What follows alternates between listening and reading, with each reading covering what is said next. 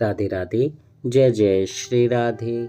श्री हरिवंश राधा वल्लभ लाल की जय हो। सभी संतों हरि भक्तों की जय हो। पूज्य गुरुदेव महाराज की जय हो। श्री हरिवंश महाप्रभु की जय हो। सभी संतों हरि भक्तों की जय हो। भगवान श्री कृष्ण की जय हो। भक्तमाल ग्रंथ की जय हो। जय श्री राधे।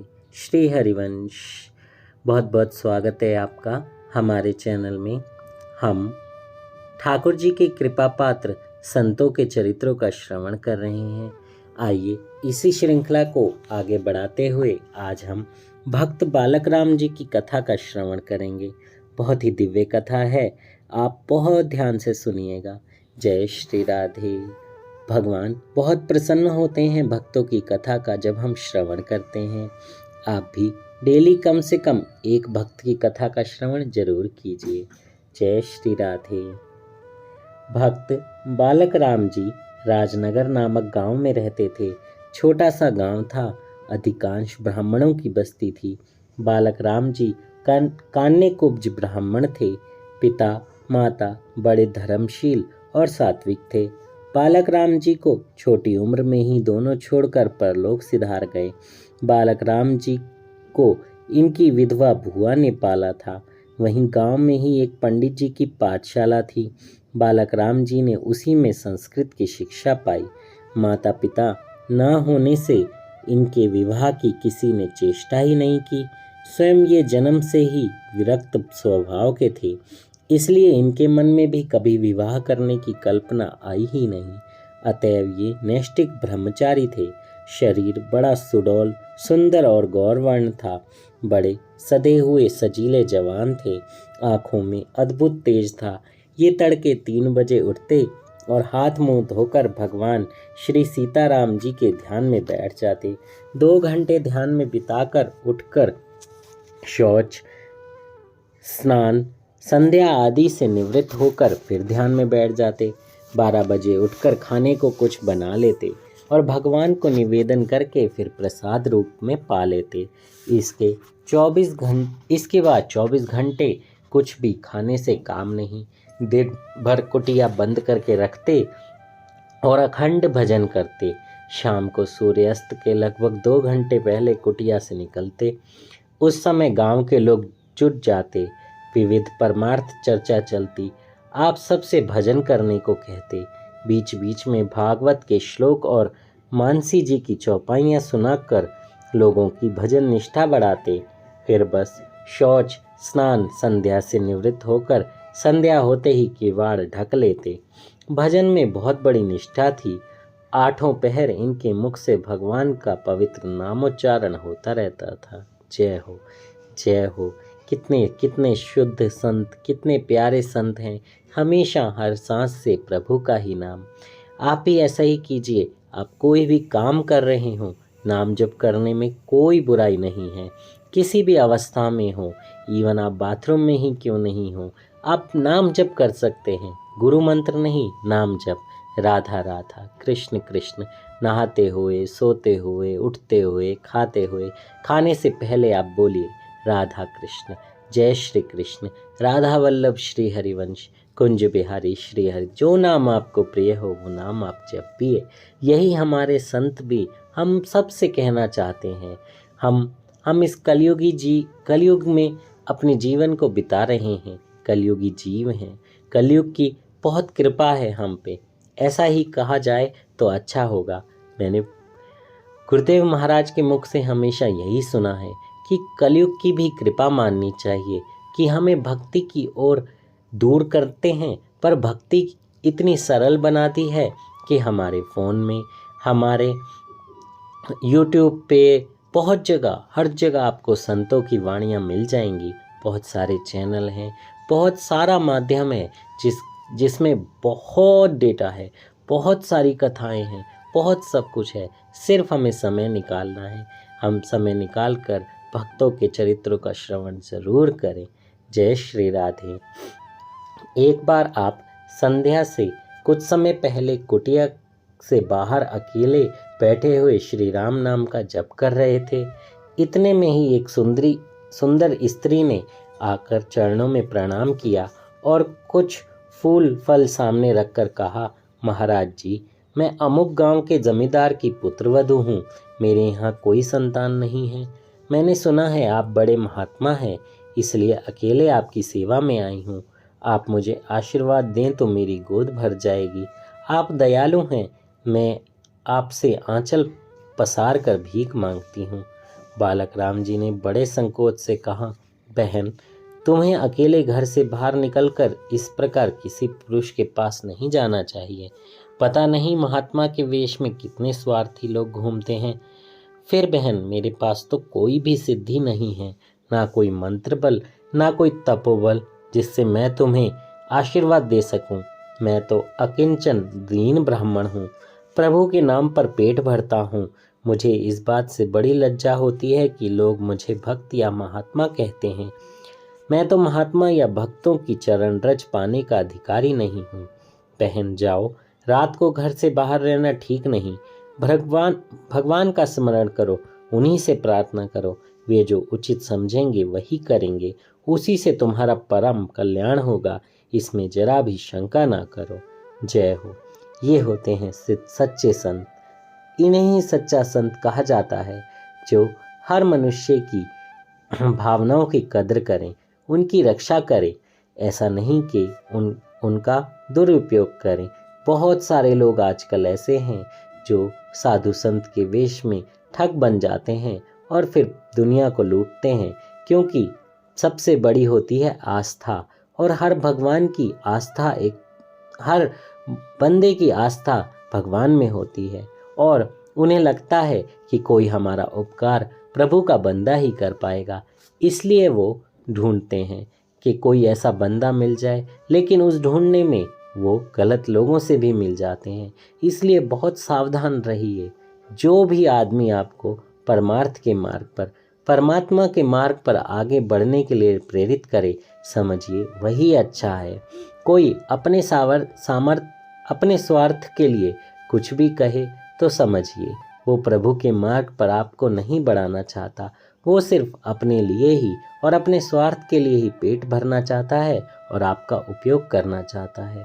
बहुत सोच समझ कर इस मार्ग पर आगे बढ़िए। सिर्फ नाम जप करते रहिए, आपको गुरुदेव की, अच्छे वैष्णव लोगों की प्राप्ति बहुत जल्दी होगी। जय हो। बालक राम जी की बात सुनकर उसे बड़ी निराशा हुई, परंतु बेचारी क्या करती, लौट चली। बालक राम जी ने कहा, तुम्हारा घर 2 कोस दूर है, अंधेरा हो रहा है, सावधानी से जाना, भगवान मंगल करेंगे। कोई संकट आए तो श्री सीताराम सीताराम कहना। जय हो। राधा कृष्ण भी कहिए, सीताराम सीताराम कहिए, राम सीता कहिए, जो मन आए कहिए, जो नाम आए पुकारिए। जमींदार वधू 2-4 खेत आगे बढ़ी थी कि उसके गहने देखकर चोरों ने उसे घेर लिया। चोर जब वह आई थी तभी से इस ताक में थे। उसने अपने को बड़े संकट में देखा और विश्वास करके मन ही मन प्रार्थना करती हुई सीताराम सीताराम पुकारने लगी। इतने में ही उसने देखा कि एक श्याम सुंदर सशस्त्र नवयुवक दौड़ा आ रहा है और उसके पीछे पीछे भक्त बालक राम जी दौड़ रहे हैं। देखते ही देखते नवयुवक ने आकर 4 चोरों पर गहरी चोट की। चोर उसी क्षण प्राण लेकर चंपत हो गए। जमींदार वधू ने देखा कि श्याम सुंदर नवयुवक और बालक राम जी दोनों ही दिखाई नहीं दे रहे। उसने सोचा सपना तो नहीं आ गया, पर राह चलते में सपना कैसा, वह आश्चर्यचकित हो रही थी। इतने में ही इसके घर के कुछ आदमी जिनको वह बुला आई थी आ पहुंचे। वह उनके साथ घर लौट गई, परंतु बालक राम जी की निष्प्रहता, शांति, सरलता, साधुता और निर्भीमानता का तथा श्री श्याम सुंदर की झांकी का उसके मन पर बहुत ही सात्विक प्रभाव पड़ा। वह समझ गई मुझे चोरों से बचाने वाले साक्षात भगवान श्री राघवेंद्र ही थे, यानी राम जी ही थे, और यह सब उनके भक्त श्री बालक राम जी की कृपा से हुआ। हो ना हो, आज मेरे लिए बड़ा ही दुर्दिन था। ना मालूम कितनी अशुभ घटना घटने वाली थी, पर मैं महात्मा की कुटिया पर पहुंच गई। जिससे मेरी अद्भुत प्रकार से रक्षा हो गई। सबसे बड़ा आश्चर्य तो यह हुआ कि उसके मन से अब संतान की कामना ही दूर हो गई। उसके बदले में भगवान की कामना जाग गई। भगवान का भजन करना, उसके मन में एक अलग ही भाव आ गया कि भगवान का भजन करना है। उसका अंतःकरण क्षणों के साधु संग से निर्विषय हो गया। उसने इसी बहाने भगवान के दुर्लभ दर्शन भी पा लिए। साधु संग से क्या नहीं हो सकता। उसने घर पहुंचकर अपना मन भजन में लगाया और आगे चलकर वह बहुत ही ऊंची स्थिति में पहुंच गई। कहते हैं कि भगवान श्री राघवेंद्र की उस पर अपार कृपा हुई। फिर वह जब चाहती तभी उसे भगवान के दुर्लभ दर्शन होते। भगवान के साथ उसका नित्य संबंध बन गया। भक्त बालक राम जी ने यह बात किसी से नहीं कही। पता नहीं उन्हें प्रभु की इस लीला का पता भी था या नहीं। जमींदार वधू के द्वारा ही कुछ समय बाद लोगों को इस चमत्कार का पता लगा। एक बार रामनवमी के अवसर पर भक्त बालक राम जी की इच्छा श्री अवध यात्रा करने की हुई। वे लोटा, डोरी और झोला माला लेकर निकल पड़े। राजनगर अयोध्या से 300 कोस था। रामनवमी में कुल 3 दिन ही शेष रह गए थे। बालक राम जी की रामनवमी को ही पहुंचकर भगवान का मंगल जन्म उत्सव देखने की प्रबल इच्छा थी, पर कोई उपाय नहीं था।